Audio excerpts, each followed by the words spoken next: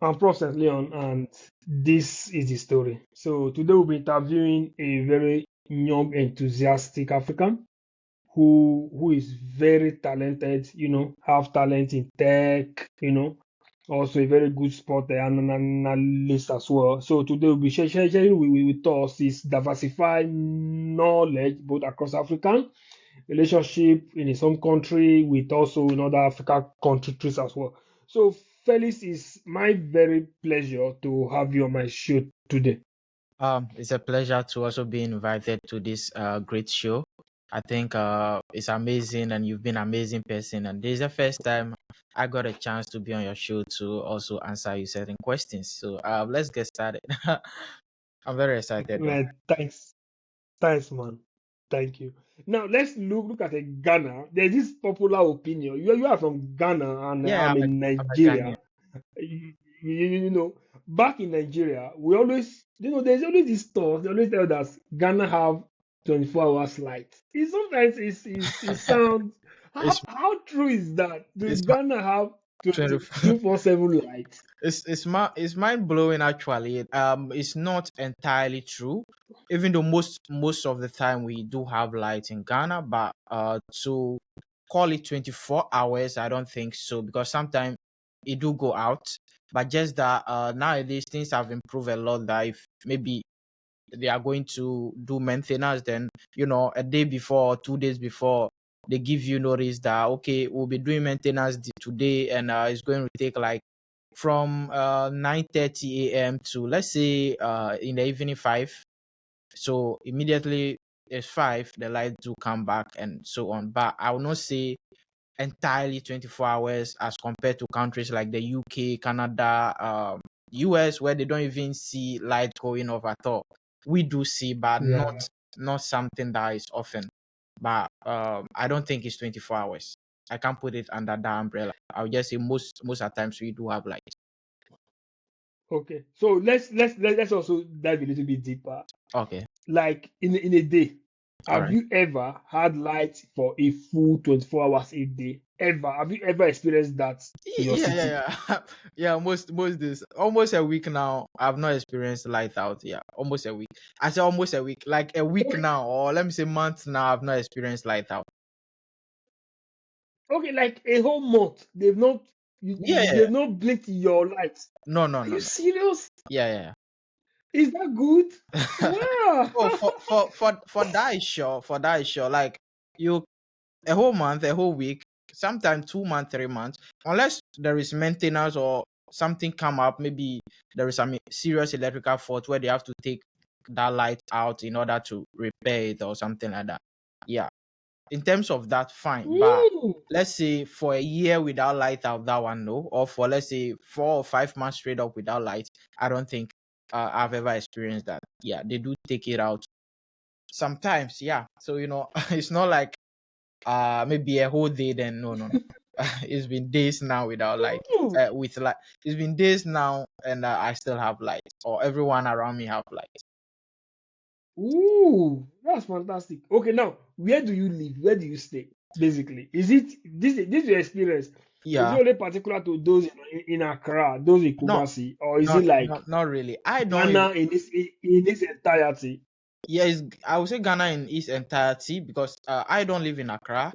I live in another region, but it's not closer. It's about 3 hours or 4 hours drive to Accra. I live in Volta region now, but I do go to Accra very Mm. often. And Volta region, this is my experience as well.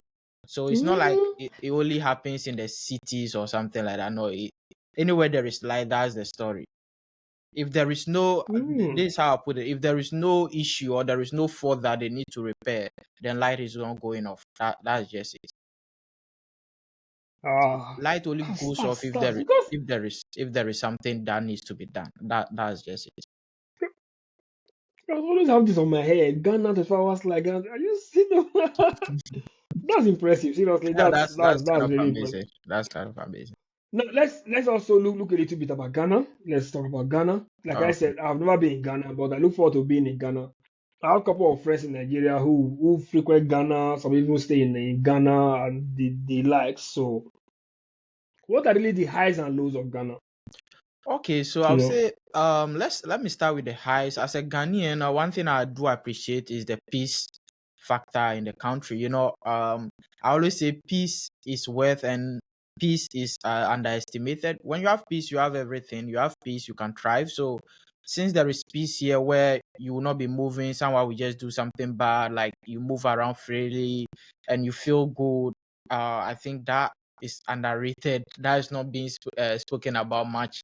But for me, I feel like okay, the peace alone in Ghana is worth billions. Yeah. So in Ghana, I would say there is peace, and then when it comes to security, as compared to other Africa countries I've been hearing about, I think maybe ours stand out. Not to boast though, but if I compare to other countries and what I hear, I think Ghana have quite some good level of security and politics as well.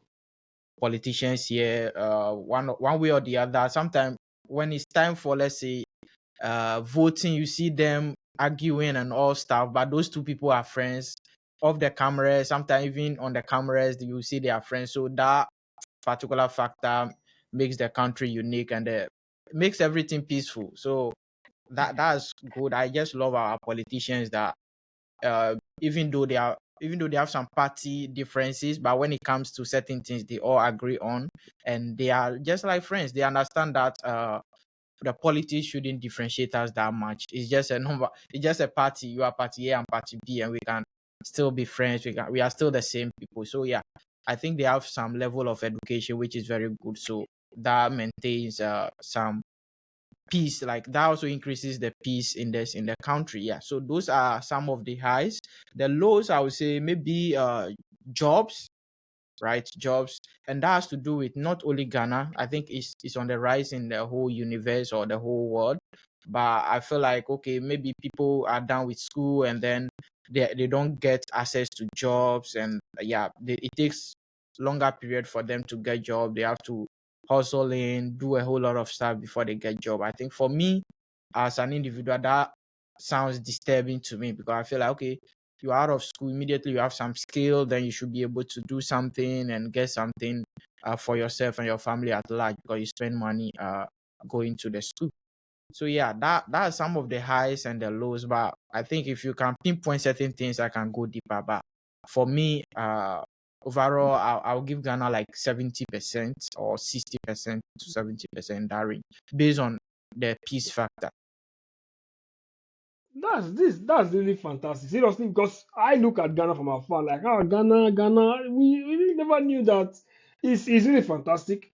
That sometimes we really need to talk out about our country, talk about our country, and let people really have to understand or have the honest Yeah. opinion about our respective country. It's really nice. I never really knew that Ghana was, is that peaceful, or that the light situation in Ghana is really that good. I really never knew that. That Oh, means in Ghana you can comfortably walk on the street at night with your phone, and yeah, yeah, the yeah. theft are low and all that. Yeah, Hmm. most places you can move freely. You can move freely. No one cares. We have even places that nobody can even uh do anything, like you just go. Even though there are circumstances that you have people to snatch you, but it's not like you don't hear that often. And sometimes based on your negligence, maybe you shouldn't be passing here at this particular time, or you see people there and okay, this I suspect this type of people, and you dare to do it. Like, but it's not as often. Like I don't think that is often. Like you move freely. That it's just good. It's just good. That's fantastic. Now, how developed is Ghana? To put this into context, I think Ghana is still developing. It's also a developing African country. Even though things are being put in place, you can see developmental projects here and there, building new roads and stuff. But Ghana is not entirely developed. We have places which are now picking up. We have places that are now developing. We still have places where there are no, let's say, schools, or places where the school conditions are not good, maybe far places from the cities and so on. But it's still developing, man. There are places that are fully Yeah. developed, and it depends where you live and where you want to live. But I think the rate at which the development is going on with this current administration and stuff, I think things are moving good because yeah, things are just moving good. So Ghana is not developed as compared to maybe the outside European countries, but I think we are also picking up, and the rate at which developmental projects are moving on, I think in no time or in few years to come, we'll get somewhere. Hmm. Yeah. That's quite impressive. Now let's look at Ghana, Nigeria. Okay. Some places in Nigeria could refer to Ghana as their closest neighbor, as their paddy, as their friends, and all that, and all that. But every now and then, there's always this drag, this fight between Nigeria and Ghanaian online here and there, either in football, in entertainment, Yeah, yeah. name it.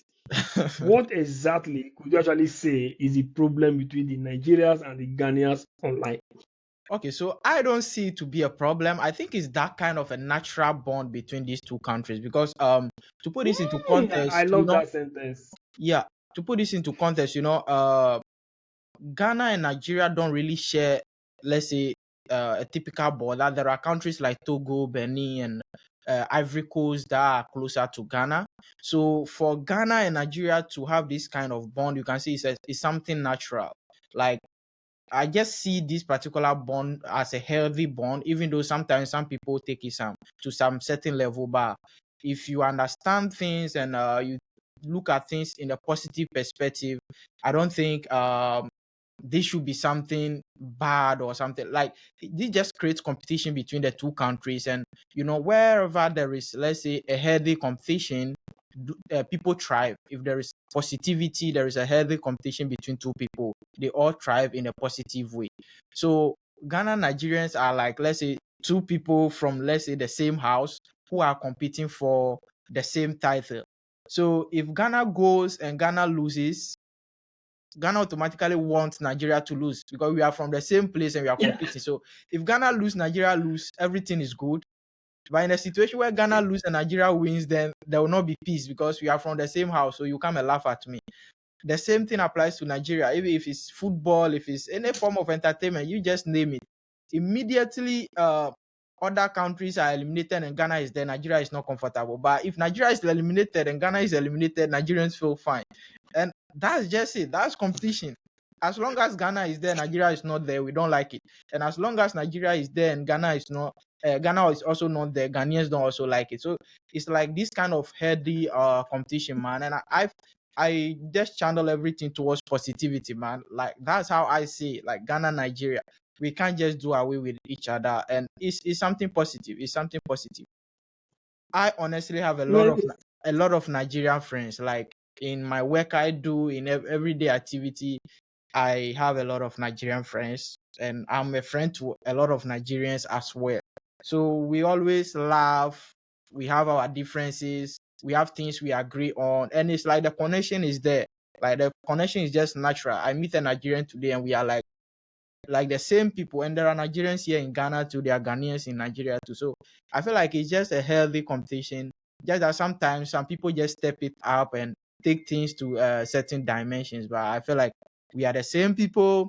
We have everything, like everything as the same thing. Just that sometimes to Nigerians, one thing that they say that is funny, they feel like Ghana is a very small, I don't know, but the way some Nigerians see Ghana to be very small, and sometimes it makes me laugh. Like Ghana is not as small as you say. Ghana is big. Yeah, it's big, but I don't know why.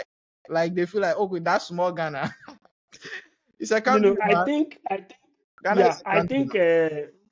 I think, like in Nigeria, most persons in Nigeria do refer to Ghana as the 37 states of Nigeria. Oh, I see. Nigeria is 36 states plus Yeah. Federal Capital Territory, which makes it. So they don't say Ghana is the 37 states plus FCT. You understand? So they feel that Ghana is one of the states in Nigeria. Oh, I you know, see. but I how see. really small is Ghana? Come again. How small or how big is Ghana? Uh, let's say Ghana is not small. Ghana is big, but to compare to Nigeria, Nigeria is very big. But when we are looking at how big a country is, we also have to put into perspective which part of the countries are developed and which part of the countries like there are no people living there at all. Let's look at Russia, for instance. Russia have the biggest country, right? But a lot of those a lot of parts of Russia are not developed. People are not living there, Yeah. even though the land is big. So I don't just look at it from the perspective where the land is just big and there are no people living there. But Ghana is big, but not as compared to Nigeria. I think Nigeria will be like 4 times bigger than Ghana, but that doesn't mean Ghana is very small. And also, when you go to Nigeria, I know there are a lot of places which like human beings are not there yet. Like people are not settling there, even though the lands are there. Yeah, yeah. That has to do with a lot of countries. You know, Canada is also Canada is Yeah. even bigger than United States, if I'm right. But most places in Yeah. Canada is not developed, and places in United States are developed, and a lot of people are living there than Canada. You see, so I think it's true that Nigeria is bigger than Ghana, but not as how some Nigerians see it, like into the perspective at which some Nigerians see it. Yeah, I understand. I think now I really have a clear understanding of picture. I think Ghanaian is about 35 million. Yeah, yeah. And Nigeria is Yeah, about population of 200 and Ghana is something. about, yeah, but that's really fantastic. More or less, uh will I even call Great Britain a continent? I don't even know how to classify them though. The entire of Great Britain. Now Yeah, this makes up of countries like England. Then you have countries like Wales, Scotland, Ireland, and the likes, about five major countries. The total population is about 68 million of like five countries. Countries like Denmark, they are small populations. Countries like Malta, I think it's even less than 2 million. Now, we even have countries in Europe that are 5 million, 8 million. okay. So when we actually compare that with Ghana, you see that Ghana is really a big country. Yeah, So it's not really that small. That's the truth. Now, compared to some other countries, maybe like Nigeria, which other country has population, India, and the rest, you could say it's a small country. But yeah, on average, I feel it's not a small country. yeah, That's the fact. Because countries like there are countries you would see online, you see that the population is like 1 million, 2 million, yeah, yeah. Just 3 million. And you'll be shocked. So if Ghana is as much as 35 million, I don't think it's really yeah, that yeah. small. You know, that's nice. And of recent, there was this online. I saw some headlines, some videos where Ghanaians were saying that Nigeria should leave their Nigerians country. must go. What happened? Yeah. Nigeria must go. What happened? Okay. So, based on the context I had on that particular issue, I think there was something about some king who wants to maybe get like create a palace or like create a place here, and I saw that video where he talked about a lot of things. He want to build a palace that people from Nigeria, his people from Nigeria, and a lot of people can come around. He will give them place to buy and stuff. Like there is a whole lot of stuff on that. I don't know if you've watched that particular video.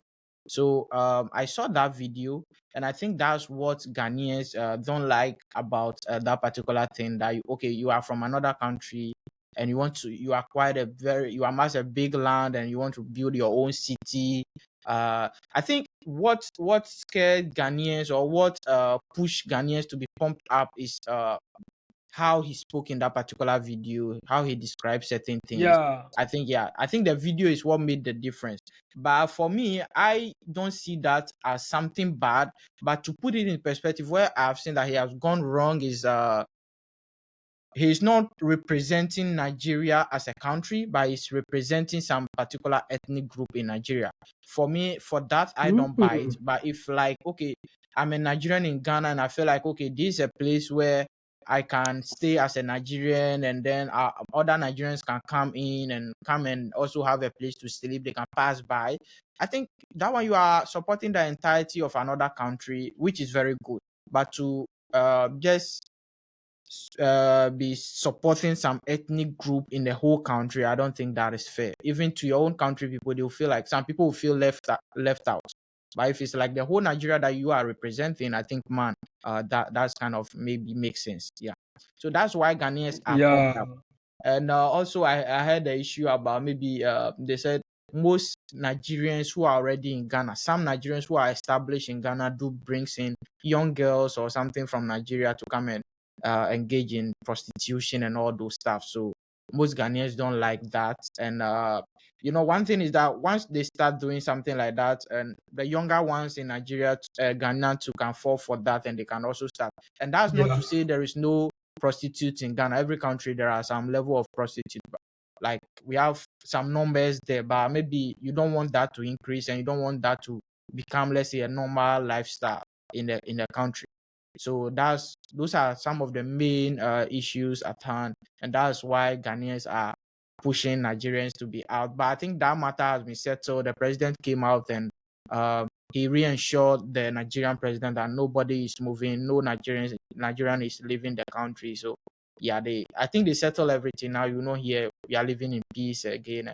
I don't think Yeah. that happened in only Accra though. It didn't happen in all the regions as well. So for where I live, there is nothing like that. And Nigerians actually who are living good didn't take that something like that serious. I quite have let's say some number of Nigerians who also even speak about what is going on as something bad. Nigerians in Ghana, even majority of them don't like it. I've never seen any one Nigerian who came out to say, okay, whatever is going on is good. Most of them says, okay, that's not good because they feel like honestly, not even Nigeria will also allow Ghanaians to come and replicate that same thing or come and do that kind of stuff. So they feel like it's a bad behavior and it's something we shouldn't be talking about. So yeah. Hmm. That's clear. Now. Yes, I think I least actually watch a clip where the Yeah. president had to, reassure, reassure Nigerians and the Nigerians and Africans that everything is fine, will be resolved. That's really fantastic. It shows a measure of the kind of leadership you guys have in your Yeah, country. yeah. That's fantastic. I think he has done that That's on really nice. time. He has done that on time, and based on that, there is peace everywhere. So the president have spoken. That means Ghanaians are now know where the country stands, and Nigerians also know where the country stands. Yeah. So I think it's a Hmm. good. That's fine. Now, what is the lifestyle of Nigerians in Ghana? An average lifestyle of Nigerians in Ghana? Because Oh, okay. sometimes Okay, so I think due to these issues, I read comment section, there's also many things. Now, what's an ideal lifestyle of Nigerians in Ghana? I'll speak about some aspect I know, and then some that I hear from people. Okay, so what I know, most Nigerians in Ghana, like you see them, they are businessmen. A lot of them that I know are businessmen. They have big stores, they sell. And when they come here, they flourish. Nigerians have that type of aggressive lifestyle that anything they dive into it, they want it to be successful. Yeah, so most of them have stores. Most of them acquired land where they do things like you see them flourish and they live in peace. For me, like speaking to a Nigerian feel like speaking to one of me, and mostly sometimes most of them live here for a longer period. They have kids, so you can't even identify that as a Nigerian. He hears your even some of your local language and he can even speak it fluently than you, so you can't differentiate. So most of them are quite good and they are living well. But some that like some situations or some scenarios where I've heard is some involve in bad stuffs. I have not encountered some personally, but I do hear people talk about this a lot. Like we have Nigerians who involve in, let's say, child trafficking, where I spoke about this earlier, that they bring their own people from Nigeria here and like they initiate them into certain things that is not good, like fraud, for instance, where they come here, they rent a place, and they are living good, and they bring some of their people from there to come and do something like that.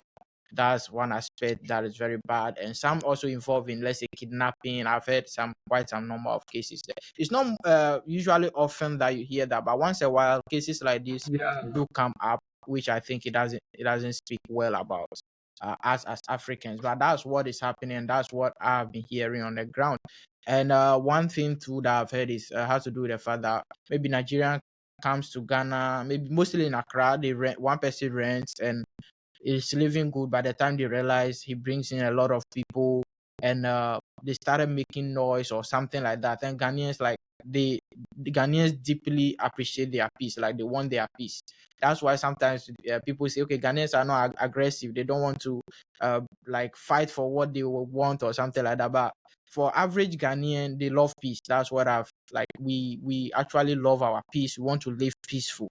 We don't care about anything else. All we care is about peace and living a good life. So yeah, that's the average Ghanaian. But I think Nigerians are quite more aggressive. They want this and they work for it. They jump into it. So yeah, that's the major disparities I've seen between Ghana and Nigerians, and that's some of the things I've been hearing in Ghana about Nigerians. Yeah.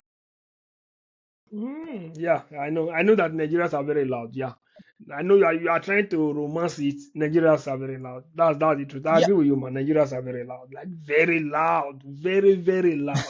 yeah, I understand that that. that's positive, and that has positive and negative consequences. But I think it's helping those who are doing it in a positive way helps them a lot.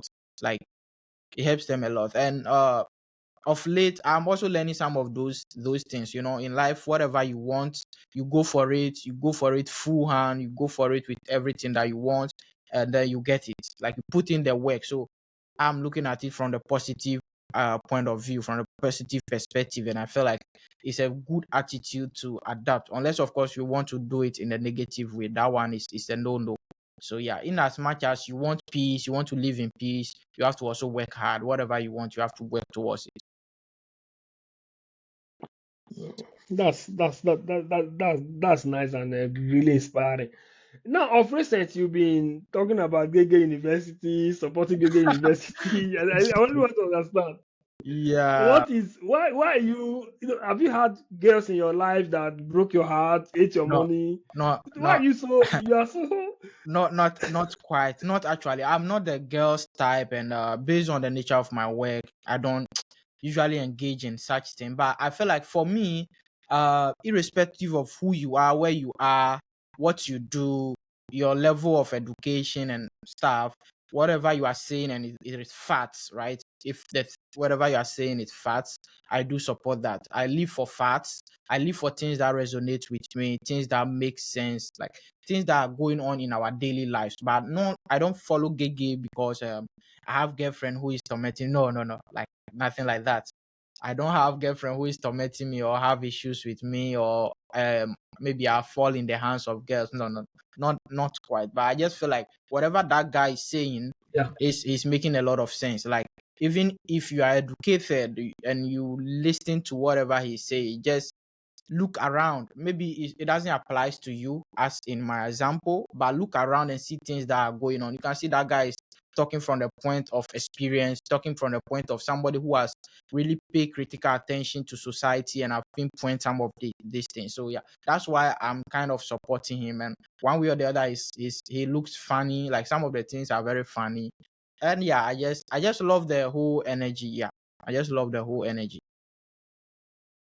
Yeah, I agree with you. The things they say actually that they are true. Whether we admit to it or we don't, or no matter how we try to paint it or Yeah, quote yeah, it, yeah. trust me, most of those things, that is just how the whole thing is right Yeah. now. So how have you seen perhaps any lady in Ghana trying to react to it in another perspective? Because there are a lot of videos online. I Yeah, don't know if so they are all I Nigerian, think I where think the ladies are not yeah, happy and all I'm not that. happy. Yeah, when anytime I hear that or I see people speak about it mostly in Nigeria, then I kind of buy into the idea why Nigeria needs that much. Because in Ghana here, even though we do that, no girl minds you, no girl thinks about that. It's a normal thing. No girl will tell me, okay, because you're listening to this kind of person. Because they understand whatever you are trying to say, and whatever you're trying to say, they give you a listening ear. But it's quite unfortunate that I hear most of the Nigerian guests come online to debunk that, even though those are things that are happening. Like I just don't get it actually, because whatever Gege is saying, Gege is not someone who is saying, okay, girls are evil, women are evil. He's just trying to tell you to be careful, giving you examples which are relatable. And most of the things that he says, some guys can do come out to say, yeah, this is what I've experienced. And for me, before I come out with something, before I support something, I just make sure I have done my due diligence. I've learned about that thing. I've read a lot about that thing. And I would say typically I'm one Ghanaian that knows a lot about Nigerians because I listen to Nigerians a lot. My FYP is always Nigerian. So it's kind of I'm relatable to Nigerians. I know things like today I know news and current things that are going on in Nigeria due to the people I follow in Nigeria. Yeah, big people that I follow in Nigeria, like VDM, Gege as well. Like we have big people that I follow in Nigeria. So I kind of understand the culture there. But I feel like it's not good for the girls to be coming out, making those videos, debunking that fact, insulting people. It's just not good. Even if you don't disagree, if you disagree with the person, then just do the right thing, right? If you feel like your relationship is good and whatever he's saying is wrong, you just continue your normal lifestyle. So in a situation where it's affecting anybody or anyone who speaks about it, that means the person is not doing something good. Well, as a matter of fact, I will not try to lose a lady who is in my life or a girl who is in my life who is very important, who is playing, let's say, a pivotal role in my life because of what Gege is saying. But if the girl is not adding anything to my life and it's always one way, I'm the one who always gives, like there is no, I don't get anything, and I feel like okay, it's one-sided relationship. I feel like I can let go, right?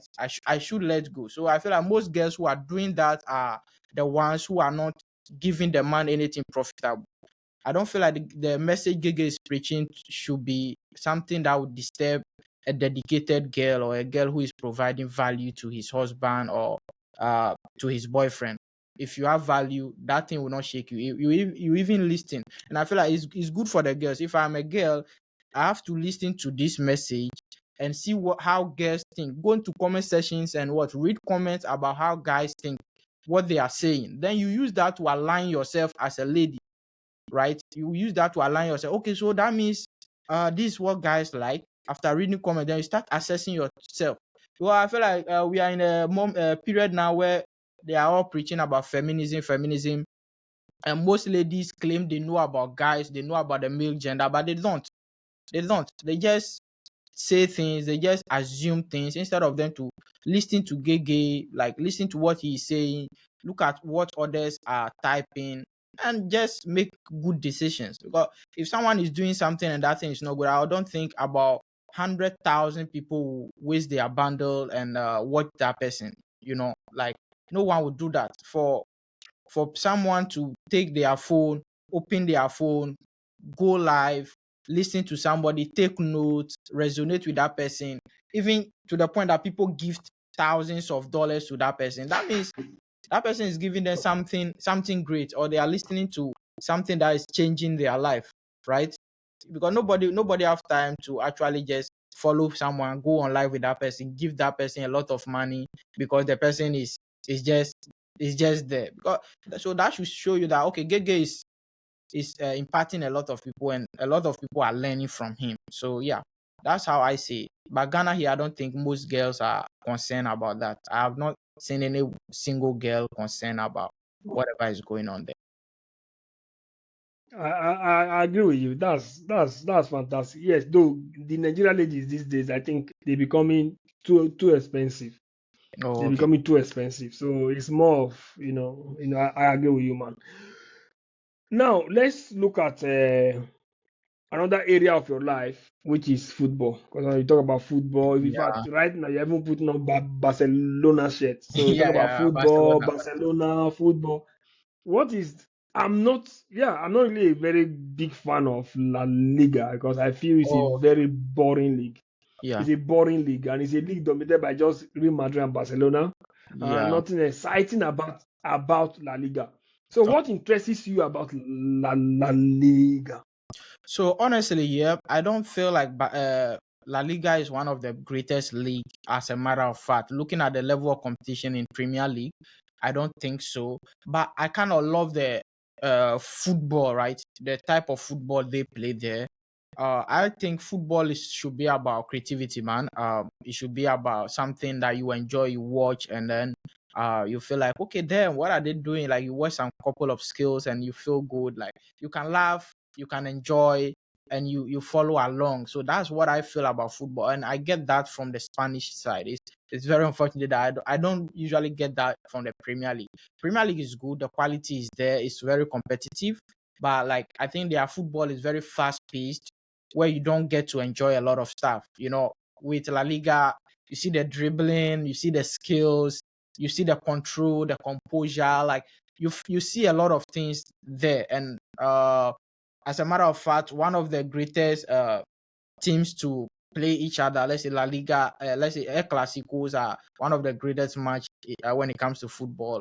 Apart from, let's say, World Cup finals, I would say one of the greatest match to ever watch. That type of competition. But I'm not just, let's say, a La Liga fan because of the quality. When we speak about quality, I think the Premier League is far, far ahead. And nowadays, La Liga is just sinking more and more and more and more. Looking at their spending power, their spending capabilities is very low. So, yeah. So I think that's what, and my reason for loving La Liga has to do with creativity and those kind of stuff. Do you think your team Barcelona will win the league this season? Man, I see a lot of possibilities that Barcelona can win the league this season as well. Considering the fact that Atletico Madrid is not pushing hard. Atletico Madrid is not pushing hard, and Real Madrid is trying, but I feel like they have a lot of missing pieces because they got a lot of new players, and as they got new players, it comes with the responsibility for the coach to uh, align these players together to know each other, to play with each other for some number of not number of games, maybe seasons. Some players adapt based on one season and so on. So I feel like Barcelona still have that edge over Real Madrid, considering the fact that they've won it already. So they have that spirit that's pushing them to go for more. Yeah, so I feel like Barcelona have, in terms of percentage, I would say Barcelona have about 50 to 60%. Real Madrid have about, let's say, 40%, and Atletico Madrid have about maybe the 10% chance of winning. Yeah, so that's what I'll say for now. But I feel like Barcelona can win it if they really put in more work, and I can see that they are playing. They are more hungry, right? They are more hungry with the type of football they are playing now. They are more hungry. They really want to win every match. Yeah, they really want to win every match. Real Madrid is pushing, but when you look at their matches critically, you will see, like when you watch their matches, you will see that there are a couple of things that are not right yet, and that can affect them from the start of the season. Even though, man, the season have just started, so I can't say much, but that's what I feel like. Yeah, things can change mid-season. Injuries are there, and a lot of factors that can just change the whole La Liga season. But yeah, based on what I've seen starting out now, that's what I can say. That's nice.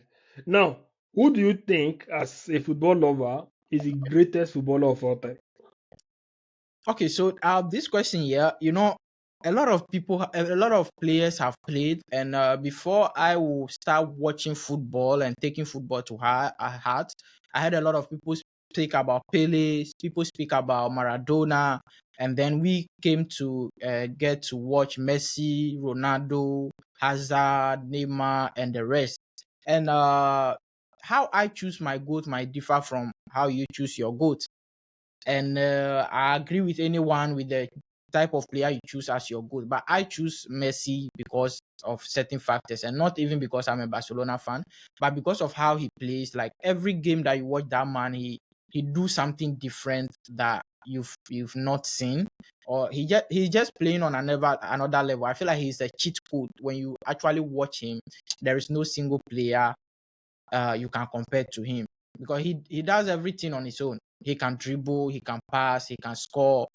Like he can just take the ball from. So when you compare that with other players, you see that other players have part of what he has.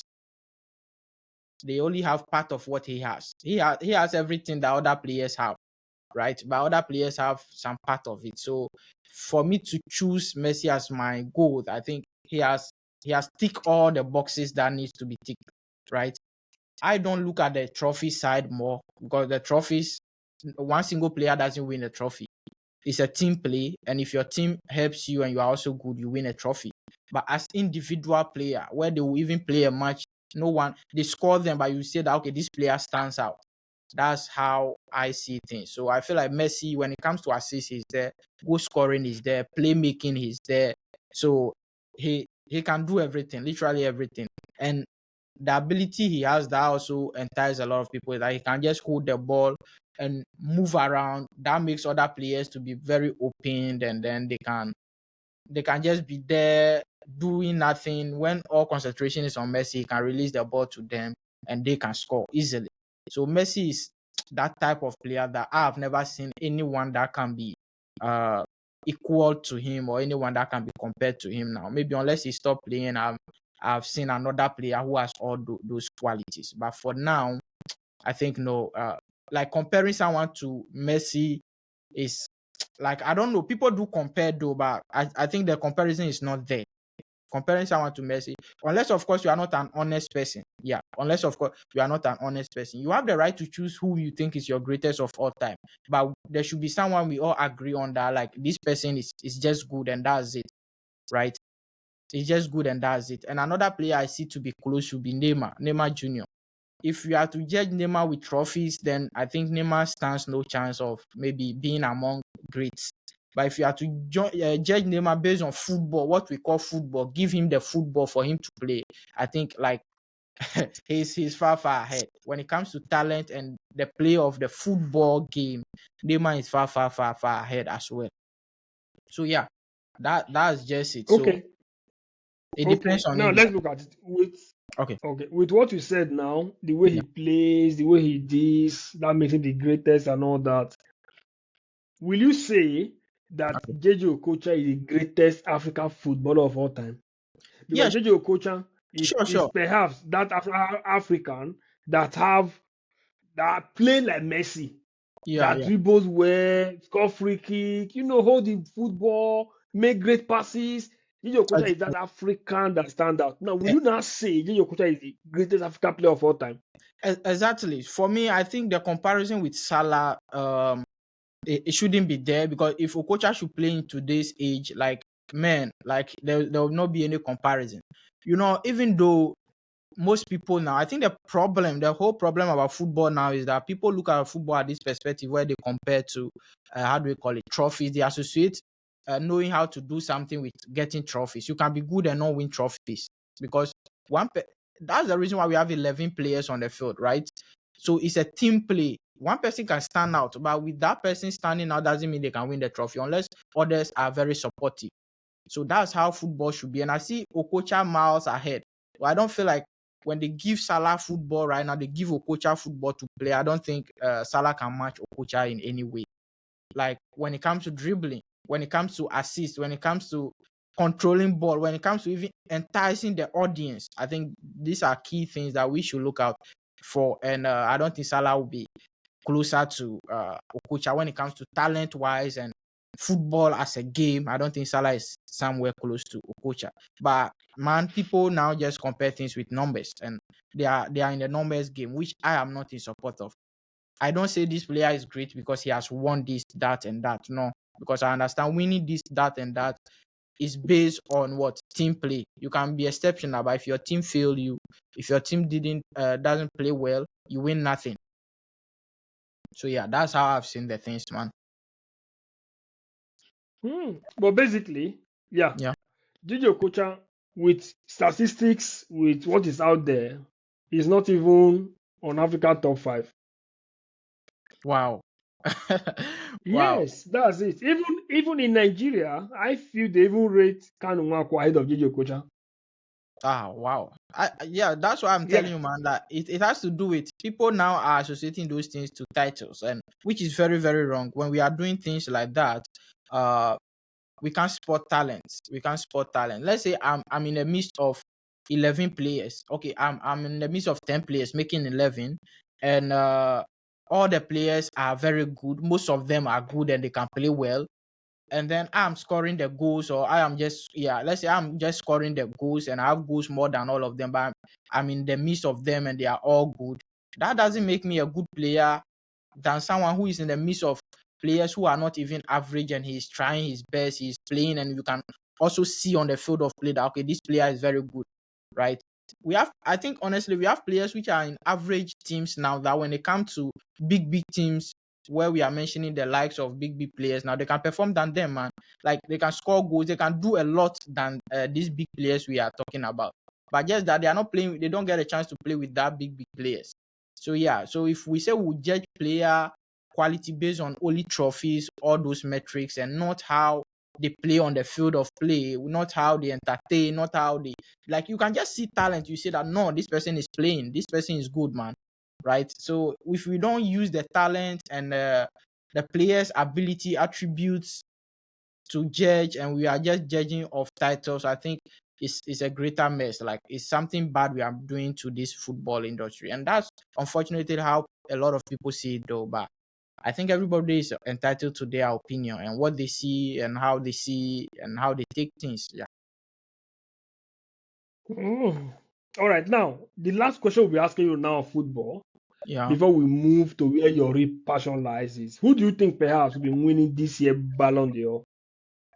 Uh so I have two different perspectives, man. I feel like if the Ballon d'Or is truly right, if it's truly for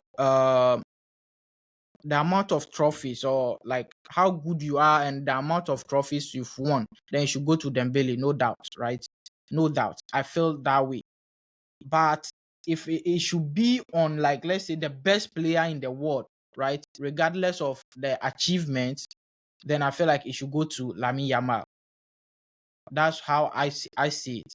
So it's just a matter of it's just a matter of the criterias, right? It's just a matter of the criterias. But I feel like Dembele have more chances now to win it due to the fact that he has added a lot of trophies to his cabinet. But if it's a matter of, let's say, who has been good as an individual player, who has been good, then I think Yamal is good. And also, even with Dembele, I'll see a lot of competitors in their own team. Let's say Hakimi. Hakimi has also been very good. Vitinha has also been very good, but I feel like he has pulled out the numbers, so they will project him in the team. So I feel like Dembele winning it is assured. I would say it's assured, and it'll be something everyone wants to see. But when Yamal wins it too, I will not be surprised. I'll just not be surprised, and I don't think anyone will be surprised as Hmm. well. All right. Now let's now go back to your real passion. Something that something you're really very enthusiastic about. Which is you are a software developer, right? Uh, I'm not a software. I'm AI engineer, so yeah, I deal with software, which is part of what I do. But mostly, what I do has to do with AI and robotics. Yeah, Hmm. artificial intelligence and robotics. Wow. That's amazing. That's really, really, really, really, really fantastic. Yeah. So how did you acquire your trainings and your certifications on AI and robotics? Okay, so I think for me, everything started as a passion when I was in high school. Let's say level 200 in high school. Level two, yeah, like form two, the SHS2, yeah, level. Let's say it's the same kind of thing, literally. So I started everything then. When I started, I did electrical electronics. So I had a passion there to be building circuits, a lot of circuit, like repairing stuff. So that's where everything started. So then I was just, when I see any light bulb that even got spoiled, I have to just take it then do it and give it back to the people. So it got to a time where my room is just a mess, like a whole lot of spoiled things I've been repairing. So immediately I finished, let's say, the SHS, proud to go into university. I stayed 1 year. That was when the COVID hit in. So that 1 year I was just home learning, repairing stuff, building stuff, learning, repairing stuff, buying boards, programming, learning programming, and all those stuff. So I've just made a search. I think there's one search that changed everything where I search on Google. That time I don't even have an Android phone or iPhone or something. I just made a search about, okay, what is the last thing that, let's say, electrical engineer has needs to learn? Because as at then I can build circuit, I can build amplifiers, I can build a lot of stuff. Like I can build light systems and like boards that control light. So I was looking at, okay, what else do I need to learn in order to complete the roadmap? And then I saw programming. I said, wow, so this is programming. So back then I don't have computers or stuff. So I used to write programming on books, learning programming. So I was just learning programming then. And then I went to the university. So immediately I went to the university, I made friends with guys, some of the guys who have computer. There's this one friend who has a computer. So I used to sleep at his end. Then programming as well. That was when I assembled my first robot in university level 100 or something like that. Yeah. Before level 100, level 200, I've created my first robot. And yeah, like it was just interesting. People begin to see, okay, this guy is good. You know how to do all these things before coming to the school. Some are even saying, man, why do you come to the school when you can do all these things? I say, but I just want to learn and I need to learn. So yeah, that has been like, I'm passion driven. Anything that comes really out of passion, I just follow it. So I was just doing that. And fortunate for me, one lecturer also came to the university that time. He also visited China and those stuff. So when he heard of me, he just called me and then he said, man, I can do all this stuff. And he has also seen other kids from the other side of the world where they are also doing this stuff. So let's say, a robotics team. So that's where he formed a robotics team in the university. And then he made me the leader of the team. And we started going for competitions. We are winning like big competitions where we win. So a lot of people get to know me now in the country. Some know me that, okay, this guy is good with this. So yeah, we go to competitions, we win, go to competitions, we build projects and all those stuff. Yeah. So that was when the passion is in and I'm doing. So I'm learning the electricals at that same time, learning the programming in school, working with other computer science students as at then. So yeah, that was where I kept pushing, doing back and forth, building stuff, but it wasn't easy because electricals on its own is very broad and there are a lot of math and a lot of things in it. So to combine that with this, like a lot of sleepless nights. I don't usually sleep when I was in uni. Like I've gone through a lot, and friends who know me can attest to this kind of thing. Like it has been very hectic in the university. So it has been like that. And after university, I just continued doing what I'm doing. I did my service with an institution where they work with AI stuff. So prior to even finishing school, I was now good in AI, computer vision, and all those stuff. And in school at level 200, I think that's when I started doing the YouTube channel stuff.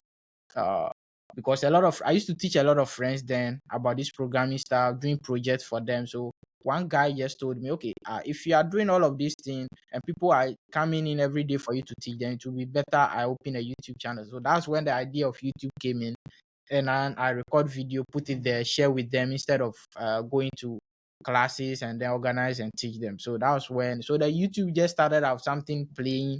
Okay, you just sit down, you record something, put it out there, and yeah, people started loving it. People started taking my contact, and I got a couple of even jobs through the YouTube channel as well. So I was just pushing, doing that to now, to a point where I participated in some projects that also took me to travel to other parts of the country to go and compete and also still come back. And yeah, that's how it has been. So it's about now learn, implement and sports. And yeah, so I always say to myself, for me, I have two sides of me, the tech aspect and then the normal stuff we do on TikTok, funny stuff, the cool aspect of it. So yeah, that's kind of me. That's kind of me. This is really interesting. It's very interesting. Personally to myself, it's very interesting. Like, Yeah. oh, now what challenges did you face during this your transition, this your journey, this your learning? What challenges were there that Uh you had to overcome? with the challenges, there are a lot of challenges, man. I'm not someone who grew up from, let's say, my parents. Yeah.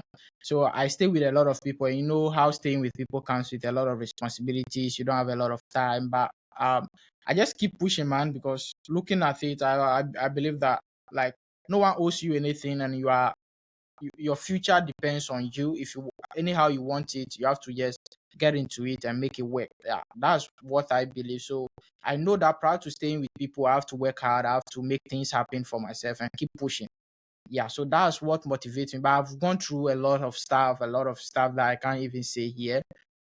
Some being monetary, some being behavioral, like how people treat you, like a whole lot of stuff, like a whole lot of stuff, man. Like, man, I've gone through a lot. I can't just share all. Like, I can't just share all. But most of the stuff, like nothing came easy. I'm not like, let's say, from a supportive, very supportive home where you want this and you get, you want a computer, you get, you want this system and you get. I have to work for all. I have to work for people sometimes to get money to go and buy those things. So I feel like I've sacrificed a lot to put me where I am today. I've sacrificed a lot of living good when I was young, a lot of living some type of lifestyle when I was young to where I am today. So yeah, that's how I put it. Hmm.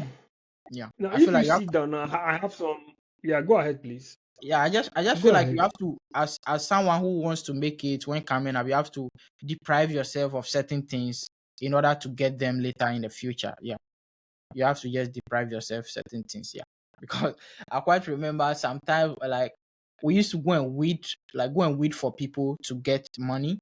And as at that time, like when we go, most of the guys when we go, when they come back, they buy like clothes, stuff. So those guys stuff to look good, to pass around. But I will just use that money to shop boards from China, like electronic board from China.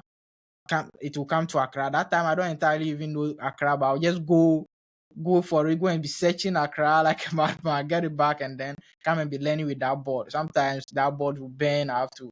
Yeah, it has been that, man. It's a crazy journey, man. Like it wasn't easy, but I know what is ahead of me. I love engineering so much. I love see things work. I love to do things on my own. Yeah, so that's what has been pushing me. The love for it, the passion for it, just giving it all, and it has been good. It has been good. We are still progressing though. We are still learning. We are still trying to change narrative and make things work. But it has been good and it has been worth it. I think everything that I've gone through to this stage, I think is just good. I just feel like it's God who is writing the story, so I just have to follow it. Yeah, Now, let's look at the project you've had. Some yeah, persons will build robotic caterpillar, robotic arms, robotics feeding assistants, feeding aids, harvestor. There are a lot. yeah, Persons will build a whole lot of projects in yeah, robots. yeah. Now, what robots or what type of project have you embarked on that stood out for you? You're like, wow. Maybe at the end of the day, you're like, wow, this is beautiful. What Okay, projects so have yeah, you had one that stood one out for you? project which I think it stand out to me though, but maybe sometimes after building it, you don't feel like it's something anymore. That was when we're at the level 200. We built a smart farm. So let's say a farming system. Maybe I'll try to get you the image. A farm system which is something horizontal from where you can move it around, and that farm automatically waters itself. There are sensors in there that monitor the crop temperature. Uh, we have a whole lot of things going on there. When there is no water in the farm can call you, the user. We have an application for it where you can interact with your farm, where you can see some of the temperature from the farm and a whole lot of things, man. Like it's just like a farm that is movable, a farm that you can put it in your room. You grow some couple of vegetables there, so it's like a digital farm. We have a whole lot of Mhm. things to it, like fertilizer application. So you don't go there. You just have your farm that you make sure there is water in some boxes and stuff, and then you just sit. You can monitor things on your phone. You can see a whole lot of stuff. Like I think that was one of the projects that I leaded it. So let me say we built with my team, but I've done let's say I've done most of the works, yeah, on it, and I feel like okay, it's something related to agriculture and it's very good. And that was one of the first projects. I feel like also got me to know a lot of people and a lot of people to also know me. Yeah, so I'll mention that project. I've done a couple of projects though, like building robot cars that can move around, that can, let's say, self drive in their environment, some that you control with pads, and a whole lot of software based projects. Some on my YouTube channel and also teaching as well. I teach, man. Like most of the things I know, I teach. That's me. I teach because I feel like other people will benefit from them. Through that, they also get the passion I got to do something. So anything I know and I feel like it's something I need to share, I just take my camera, sit down, record it, how this is done, and people can also do it. Yeah. So before I forget, what is your YouTube channel? What's the Tech name of your tech YouTube channel? what? Tech what? Tech and what? So tech as in technology and what as in power. So tech what? Okay, that's WATT. Yeah, TECHWATT. Okay, that's Yeah. fantastic. That's man. Your story is very inspiring. You know, it's really nice to see persons move from grace to grace. You know, get to understand the importance of sacrifice. People these days don't really understand sacrifice. They just feel life is just rocket science. Life is just no, nothing is rocket about the science. That's the truth. So Yeah, you man. know, you get to understood the sacrifice, the pain, the downtime, the Life is a process, is man. amazing, man. Yes, Life you is a know process. that's is fun. Now, if you have to sit back today and you look back from where you started and where you are now, how do you feel? I feel good, and I feel like it motivates me that okay, it's good I didn't give up, and I just feel good. Let me say I just feel good. Like now that I don't have to depend on anyone, like I do things my way. Like I think I have my peace. No one can, let's say, distract you. You are not under any type of, let's say, bondage. Man, like it's just good. It's just good. There is a lot of freedom if you can wake up, feed yourself, make decisions on what to do best. That will be in your interest. I feel like uh that is the topmost priority, and everyone who takes that knows how that feels. Like you wake up, you work for yourself, do things, and then you feel good. Like it's just good. So I've never regretted any single moment. I feel like they are all worth it, and that's my story. That's what I need to pass through in order to get to where I've gotten to. Yeah, I feel like that's just it. For software developers, for AI engineers, for robotics engineers, and all, how is the market like in Ghana? And in terms of employment, jobs, Okay. career growth, how is it like in Ghana? Yeah, so in Ghana here, we have some aspects that thrive. I am into AI, machine learning, computer vision, this robotic stuff, right?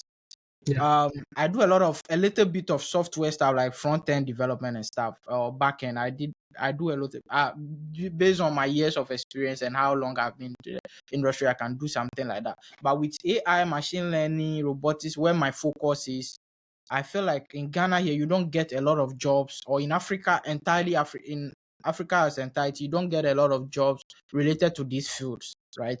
Most jobs are based on front end, back ends, and all those stuff. Like normal websites, apps, web apps, or applications you can download from the Play Store. Most are there. So if you are someone who wants to, let's say, get a quick job, then you go that route. But for me, in the AI route or in the machine learning, this kind of stuff, it's hard to get a job here as especially if you are a beginner. So I don't. My company I work for is not here. I'm working for a Canada-based company, so I'm a remote worker. I work for a company in Canada. So, and I also work for another company here though as well. Like it's just an institution where I work as a lead AI engineer for them and also train people on robotics for them and stuff.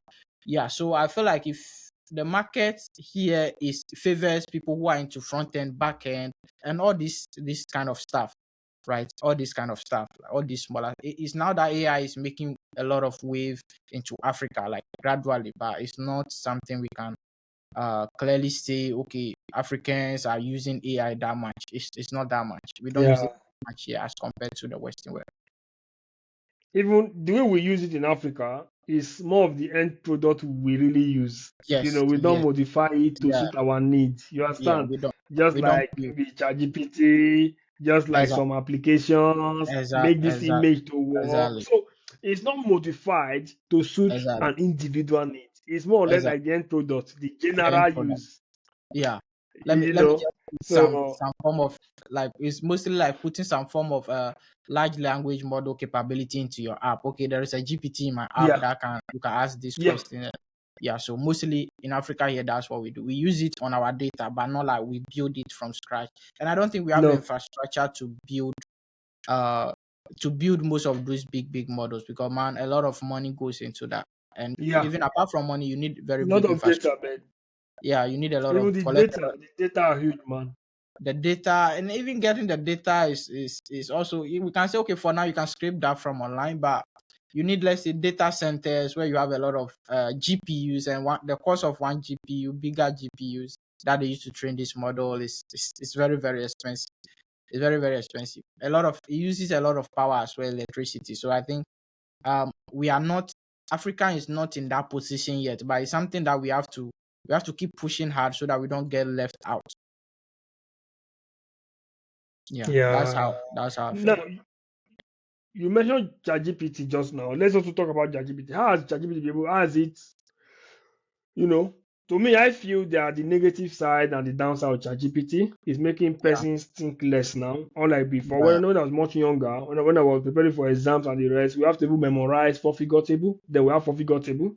yeah, When I used to write jam then to enter university, we yeah. don't use calculator. So you need to learn how to do mathematics with your hand, with your head, and all that. Calculator came, they Exactly. said cannot use this, that. But now here is ChatGPT. To me, I feel it's making a lot of persons a bit lazier now. Yeah. Now, how has this, as a tech guy, what are really the downside of ChatGPT in today's world for either coders, software developers, robotics, AI learners, and the rest? What the downside Okay. of So yeah, ChatGPT? I'll start with the downside here. For me, how I see it, just as you talked about it, it's making a lot of people now like we don't think that much again. Like most often you see a lot of, like, even you give someone work right now, they just copy and paste it to you. So it's making the whole lot of thinking process not worth it to people anymore. They feel like, okay, ChatGPT can do this, and that is a bigger threat. Like it's a very big threat to humanity, right? That means we are not going to be able to find creative people anymore. Like people will not be that creative. We have a less number of people that will be creative now on the planet. You're, to create something new, it takes sometimes years or months into thinking. But now there is ChatGPT or there are large language models that a lot of people are depending on. And one aspect which is very bad, I also see, is that it's very bad for especially students or beginners who don't actually understand certain things or don't even know yet. Even in software development now you have a lot of people who says, okay, we can develop software because they feel like, okay, when I tell ChatGPT this is what I need, it will give me the code, right? And then I say it and I said that, but that's not the entirety of it.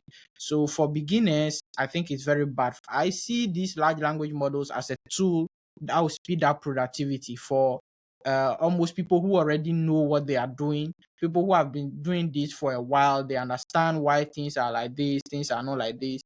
Like I feel like it's actually made for them. But as a beginner, I feel like you should just lock in, learn the things in the manual way, in the manual approach. And if you have questions, that's where maybe a question that you need someone who has experience to ask. Now you can ask the models those questions. Okay, explain this particular thing to me as someone who is just starting out his software developer career. You can see, so the model will explain to you, then you understand it and then continue your learning process. But in a situation whereby most of them depend on it, any small thing, like people just don't do anything at all, any small thing, I think with that we'll get a lot of um, lazy engineers and or engineers who build stuff with a lot of vulnerabilities, right? And for the hackers, they are there, they are always ready to steal information, steal your data to use it against you. So in the future, I see like we'll have a lot of tech stuff or tech softwares that will have a lot of vulnerability. You see that you start hearing that people's information are leaked online. There are a lot of data breaches and stuff. Yeah, so that's in the tech space. That's what I've seen. As children who are still learning or who are in school, I feel like they shouldn't be introduced to that yet. They have to attain some level of education in order to start using this model, like start using ChatGPT and stuff. Yeah, that's what I think. Hmm. Man, trust me, it's been a very fantastic time with you, man. I Yeah, appreciate every bit of what you said to today on our thank you, podcast, man. and we're super grateful. Now, before we let you go, what perhaps is your advice? I know you've said it in your last three sentences. If you can generalize it. Now, young persons who listen to you right now, maybe they don't have to be like you, or they have to pick a different career or chase a different goal and all that. Yeah. What is your advice for these ones today when it comes to making sacrifice and the likes? Okay, so for my advice for young ones coming up or anyone watching, I feel like you can become anybody or you can become anything you want.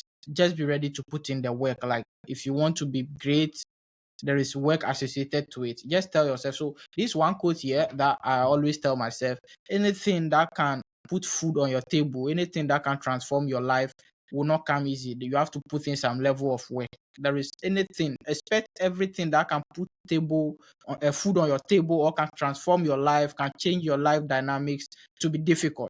Program your mind as such that nothing that can change my life completely, nothing that can make me popular, nothing that can make me to become, let's say, a celebrity, nothing that can make people look up to me is easy. It will be very difficult. When you program your mind like that, you know the tasks ahead before even getting into it. So when you face difficulty, you know this is associated to what I've chose, and it's just it, man. You just overcome.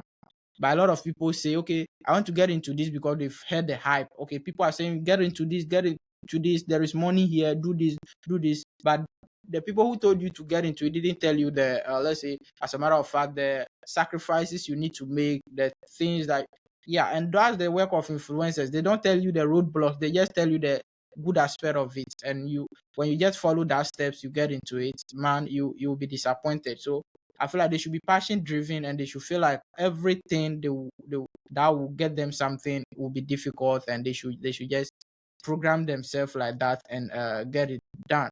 And in terms of learning, if they are learning, if you are not beginning, make sure you abstain from these large language models. The whole idea or the whole purpose of learning is to understand, right? Understand how things work, understand how they are done, not being able to do it without understanding it. And a lot of people appreciate people who understand what they do than people who just can get it done and you don't understand. Let's say you are able to build an aeroplane, right?